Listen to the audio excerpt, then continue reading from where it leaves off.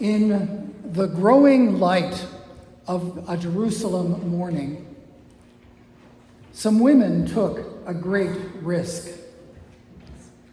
They left their place of safety and went to the tomb of their recently executed teacher. Unaccompanied women always ran a risk in these days, and unfortunately in our time as well. Social disapproval, mugging, assault. But on this morning, in the politically charged atmosphere of Jerusalem during the Passover feast, these women were taking an even greater risk. Courage, after all, is not the absence of fear, but the choice to act despite one's fears. And these women had summoned up the courage to visit Jesus' tomb, the tomb of an executed political prisoner whose resting place was guarded by Roman soldiers, men who were not known for their gentle treatment of the people of occupied territories. And so tonight, we hear Luke's account of this woman's courageous journey to the tomb. The stone is rolled away, but by whom? The body of their teacher is nowhere to be found. Where has it gone, and who may have taken it? And then there are those two men in dazzling clothes who frighten the women and speak mysteriously about the living not to be found among the dead. How can this be? And the women continue to be gripped by fear. One thing is certain. These women had every reason to be afraid.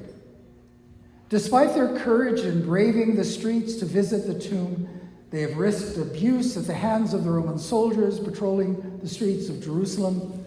They have met angelic messengers, an unsettling experience for anyone. They have seen a man they saw crucified and buried, and he's not in the tomb, something no one is used to seeing, an empty tomb, after having seen the body put into it. But what we do know is that despite these fears, they took their courage.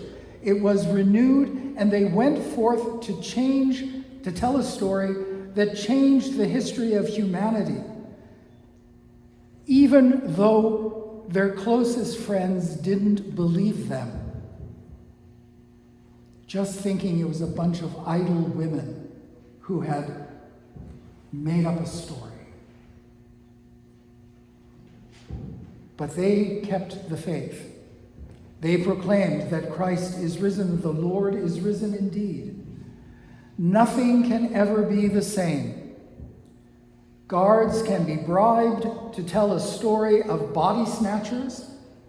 People can dismiss the news of the resurrection of a dead Galilean rabbi as a story told by hysterical women and working-class Palestinian illiterates.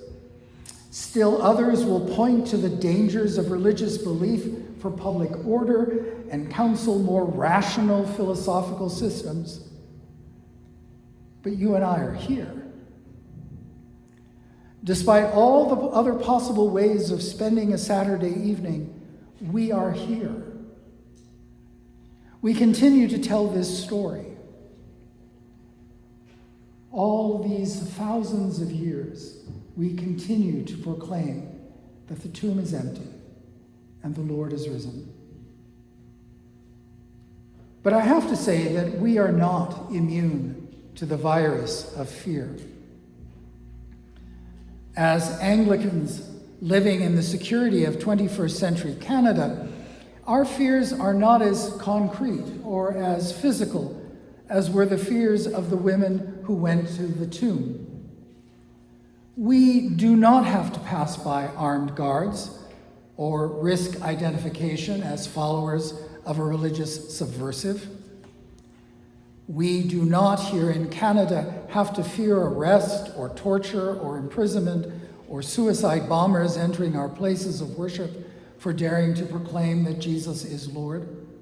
Some Christians still do. Some Christians still face that risk. But we do not here.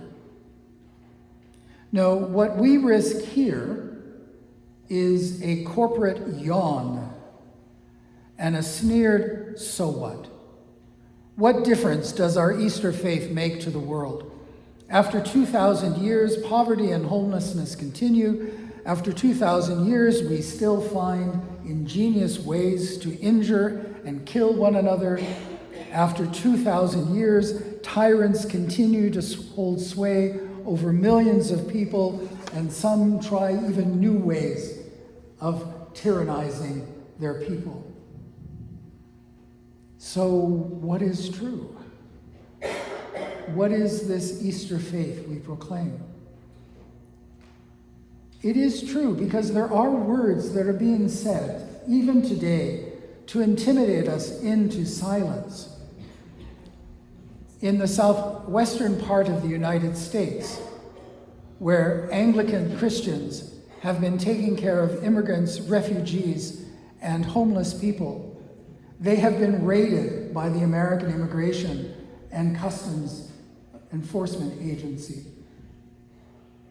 because they're caring for the loved ones of God. And when asked why, they say, because we believe in the resurrection. We believe that all people are held precious in the eyes of God. But their own government, a government that until recently we could not have imagined this, has chosen to raid churches for caring for immigrants and refugees.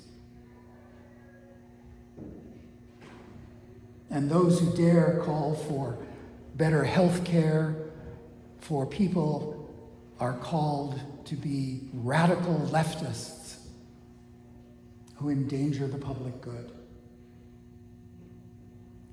I'm somewhat happy that the Americans haven't figured out yet that healthcare in Canada, the creation of healthcare here in Canada, was primarily led by a Baptist minister by the name of Tommy Douglas, who was a congregational minister before he became a politician, and who believed that healthcare was something for everyone because that's what the gospel calls us, to care for one another. I hope the Americans don't find that out too soon, because it might cause us even more problems. There are always empires that claim authority over the bodies, minds, hearts, and souls of human beings. Some empires are political, while others are economic or philosophical or ideological. No empire tolerates a rival, let alone one that claims nonviolence. That's even more annoying. And the proclamation that Christ has died, Christ is risen, Christ will come again, frightens empires to the very core of their being. Because we are daring to claim that there is only one Lord, and that Lord is Christ. Whether with velvety toned indifference or the iron fist of oppression, empires will always strike back, sometimes in unexpected ways. Municipalities, such as Surrey, will ask us to justify our property tax exemptions. We just went through that, sending them a report as to why we should not be charged for property tax, because they can change their mind every year. Christian holy days become civil holidays, and that's well and good, but in becoming civil holidays, they become less and less important in the minds of some. Politicians make veiled threats about audits. Books about being spiritual but not religious top the bestseller lists, and their authors are feted on talk shows, while Christian clergy are not really ever invited to talk even in schools when schools are talking about the Christian faith. It's a very curious world we live in. We may be fearful about the future of our community of faith. We have experienced the hard realities of our efforts to redevelop our property to serve our neighborhood better. But we also have hope. Hope is an essential ingredient in courage. Fear is more easily faced when one has hope, if not for ourselves, then for those whom we love and serve. Every Christian congregation embodies the women at the tomb on Easter morning. We have fears, and we recognize the real challenges of being spiritual and religious. But tonight we hear an angel say to us, "Do not be afraid, for Christ is risen." Tonight we hear Jesus say, "Do not be afraid, for I am with you always, even to the end of the age." In bread and wine, in silence and song, in prayer and action, we renew our courage and give voice to the earthquake that shakes all earthly empires to their roots. Alleluia, Christ is risen. The Lord is risen indeed. Alleluia.